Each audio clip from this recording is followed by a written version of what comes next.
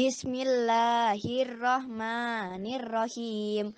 Rabbi zidni ilma warzuqni fahma. Wahai Tuhanku, tambahkanlah kepadaku ilmu dan kurniakan kepadaku kefahaman. Amin. Selamat pagi teman-teman semua. Gimana kabarnya pagi ini? Teman-teman sehat ya? Sudah siap untuk belajar pagi ini teman-teman?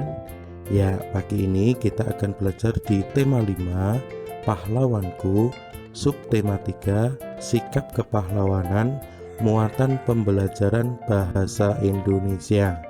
Silakan teman-teman disimak penjelasan dari Ustadz ya. Teman-teman, untuk yang pertama ini kita akan belajar tentang menyampaikan informasi menggunakan tabel Know What. Nah, informasi yang dapat kita peroleh dari bacaan itu bisa kita peroleh dengan teknik KW. Apa yang dimaksud dengan teknik KW itu? Teknik KW adalah singkatan dari Know What. Know artinya apa yang telah kita ketahui atau pengetahuan yang dimiliki seorang pembaca sebelum membaca suatu bacaan. Sedangkan what itu mempunyai arti bahwa apa yang hendak kita ketahui oleh seorang pembaca sebelum membaca suatu bacaan. Nah, melalui teknik KW ini kita dapat melakukan beberapa hal. Yang pertama, mengaitkan atau menghubungkan pengetahuan yang dimiliki oleh pembaca dengan bacaan yang dibaca. Kemudian yang kedua, menentukan apa yang ingin diperoleh seorang pembaca terhadap kegiatan yang dia lakukan.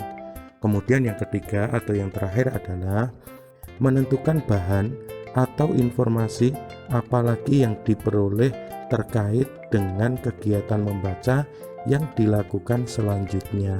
Nah, ini adalah beberapa hal yang bisa kita lakukan ketika kita menggunakan teknik KW. Teman-teman sudah bisa dipahami ya. Selanjutnya kita akan belajar tentang menyampaikan informasi berdasarkan teks non-fiksi. Nah, di dalam video ini Ustadz memberikan satu tabel yang mana teman-teman juga bisa melihat di LKS-nya ya. Di sini ada tabel tentang sikap kepahlawanan dari tokoh yang ada di negara kita Indonesia.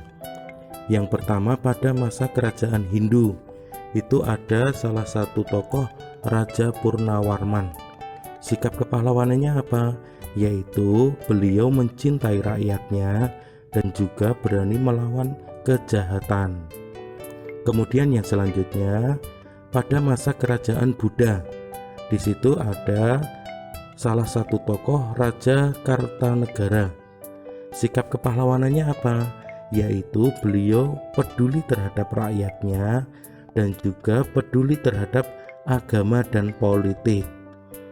Kemudian selanjutnya, pada masa kerajaan Islam, di situ ada salah satu tokoh Sultan Hasanuddin. Sikap kepahlawanannya adalah beliau sangat mencintai rakyatnya dan juga beliau bersikap kesatria dan rela berkorban. Nah, ini adalah beberapa contoh tokoh yang ada di negara kita Indonesia pada masa Hindu, masa Buddha, dan juga masa kerajaan Islam. Nah, berdasarkan tabel yang ada di dalam video ini, kita telah mengetahui beberapa sikap kepahlawanan yang dicontohkan oleh para tokoh pahlawan kita. Kita dapat menemukan suatu sikap kepahlawanan dengan membaca teks-teks non-fiksi. Nah, untuk menemukan informasi sebuah bacaan, kita dapat melakukan beberapa hal ya teman-teman. Yang pertama, bacalah bacaan dengan teliti atau seksama. Kemudian setelah kita baca, tulis ide pokok pada setiap paragrafnya.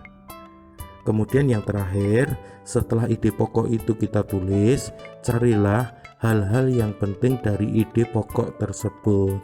Nah, ini adalah 3 cara kita untuk menemukan informasi dalam sebuah teks bacaan non-fiksi. teman-teman bisa memahami ya. Nah, selanjutnya kita akan belajar tentang menuliskan dan menyampaikan informasi dari teks. Sebelum kita belajar lebih lanjut, teman-teman bisa membaca teks yang ada di video ini, atau juga bisa membaca teks yang ada di LKS teman-teman. Silahkan dibuka tentang peristiwa 10 November, di mana kita ketahui peristiwa 10 November itu ditandai dengan apa? Adanya balas dendam dari sekutu atau negara Inggris karena terbunuhnya Brigadir Jenderal Malabi, yang mana kejadian itu berada di Surabaya. Nah, setelah terbunuhnya Jenderal Malabi tersebut, para sekutu atau negara Inggris ini mempunyai balas dendam kepada negara kita Indonesia, khususnya Surabaya. Oleh sebab itu, tentara sekutu mulai melancarkan serangan berskala besar, yang mana mereka sudah mempersiapkan dengan adanya pengeboman udara ke gedung-gedung pemerintahan Surabaya. Kemudian pada saat itu para sekutu juga mengerahkan kurang lebih 30.000 infanteri, kemudian juga mempersiapkan pesawat terbang, tank, dan juga kapal perang. Semuanya itu tujuannya untuk menghancurkan kota Surabaya. Nah, tetapi ada salah satu tokoh pemuda negara kita Indonesia yang bernama Bung Tomo, yang mana beliau menggerakkan semangat perlawanan.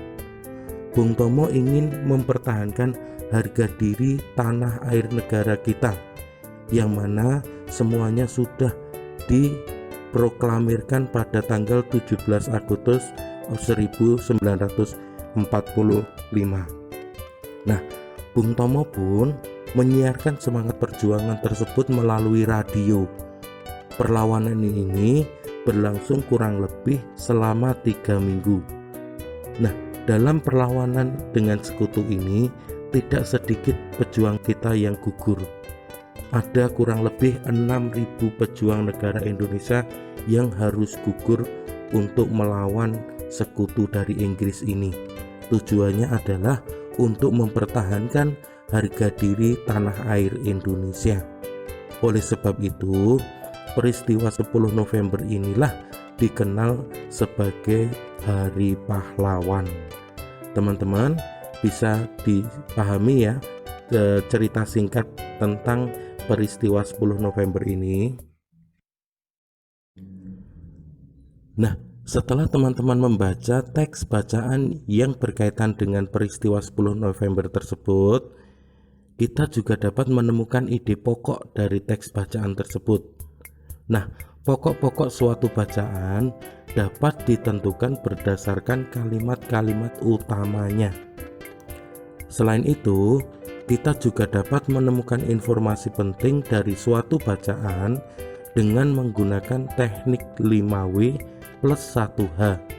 Teman-teman masih ingat ya dengan teknik 5W plus 1H ini?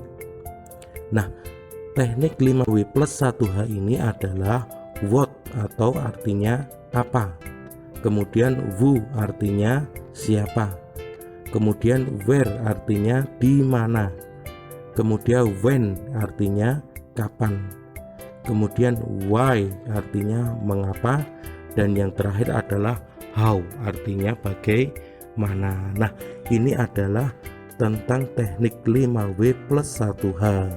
Gimana teman-teman di materi bahasa Indonesia ini bisa dipahami ya teman-teman ya?